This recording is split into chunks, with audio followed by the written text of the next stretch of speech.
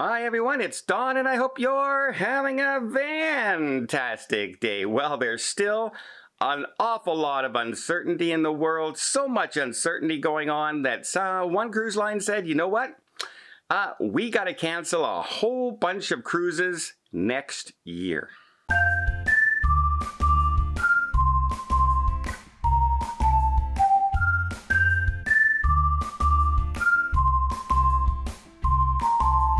That's right, Princess Cruise Line has just announced that they are canceling sailings in 2023. On one ship, 18 sailings are canceled. On another ship, 6 sailings are canceled. First off, because of the uncertainty around the Ukraine and the war that's going on and all the stuff in that area, they had to cancel the Regal Princess in the Baltic. And that is April 9th of 2023 all the way till September 3rd, which includes transatlantic crossings, a whole pile, like I said, 18 different itineraries canceled. What they're going to do with the Regal Princess right now, no idea. I have a feeling it may be moved to Alaska, as it used to be part of its itinerary, and it seems to be around April to September, right? That seems like an Alaskan date line to me. I have a feeling that might be the case. And the Royal Princess, the original Royal class ship on Princess, one of my favorite ships. It still has a place in my heart. It's one of the first ships I really fell in love with, that class of ship. And yeah, they're losing Asia. And that wasn't until September of 2023 into October. So they're losing 6 sailings on that. That's how uncertain even Asia is, that they're willing to cancel cruises 18 months ahead of when they're set to schedule to start sailing. That's an awful long time to cancel. The April is not that far away. It's within the year, and you can still see there's no clue about what's happening in the Ukraine. Can actually see that canceling. Asia, that far out, I was a little surprised they're doing it this early, but I guess they want to make sure that they can reschedule the ships and rebook those passengers into those ships in time. Because when you're thinking about booking and filling up a ship, 18 months isn't a whole lot of time. They usually have about, 2 years, 4 months or so to fill that ship.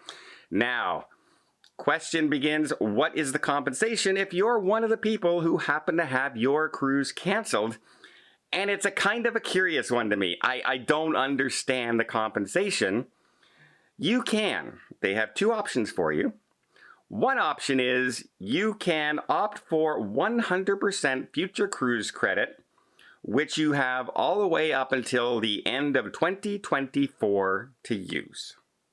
That's a good amount of time. 100% future cruise credit. 100%. So no bonus. No bonus FCCs because I'm taking FCCs and not getting my money back. Okay.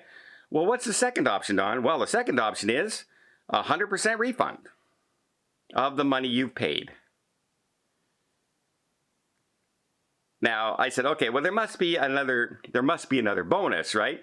Why would anybody choose not to get your money back now and decide on your cruise later, then put more FCCs in a bank that you have to use with only that cruise line later on in the year?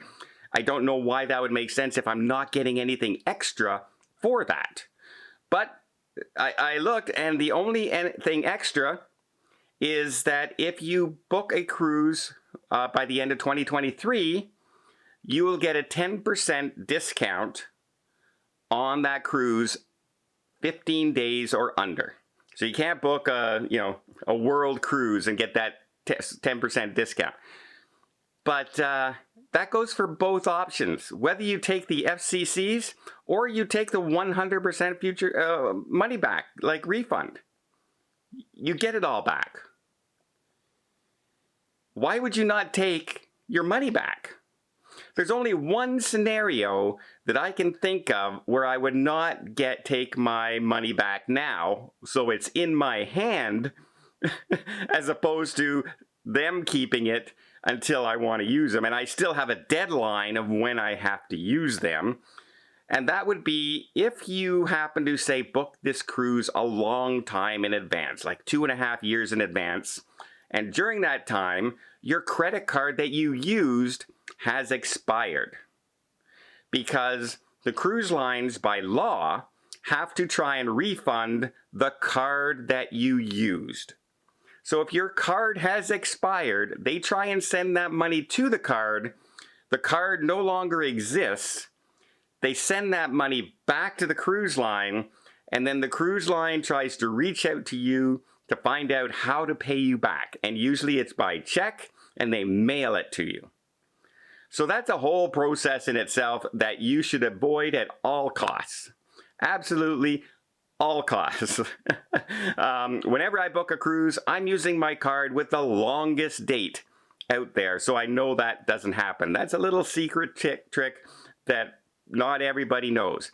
But you cannot call them up and say, I got a new credit card, can you give me my money back on this credit card? They can't do it.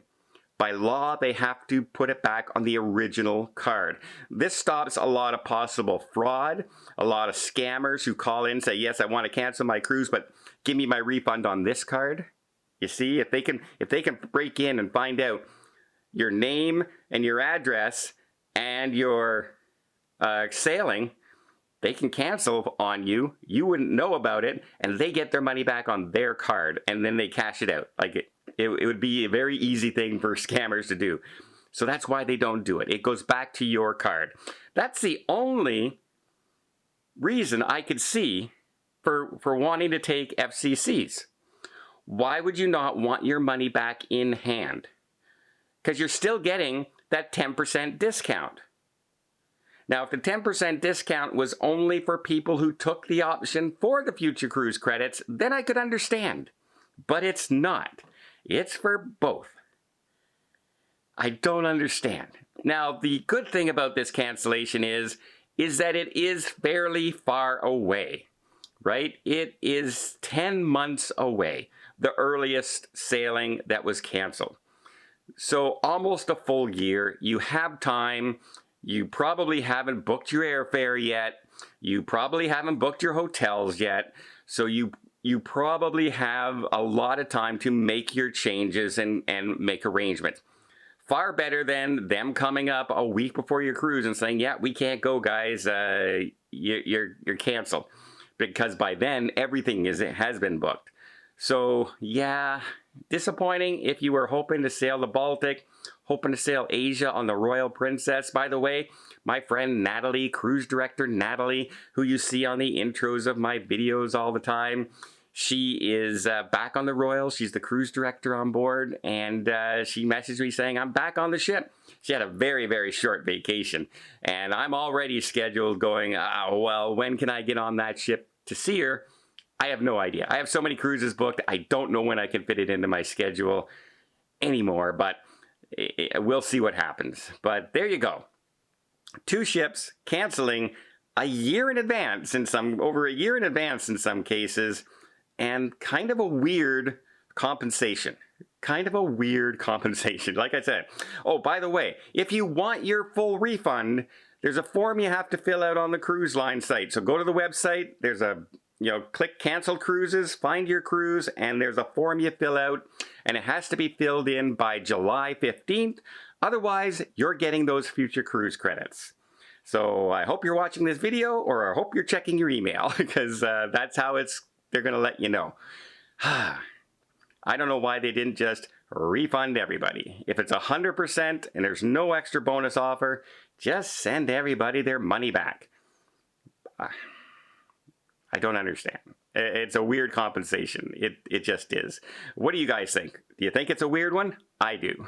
All right, let me know in the comments down below. Hope you liked this video. If you did, please give it a thumbs up. We'll see more tips, more tricks, more travel vlogs from around the world. Hit that subscribe button. Till next time, have yourself a safe and a great vacation.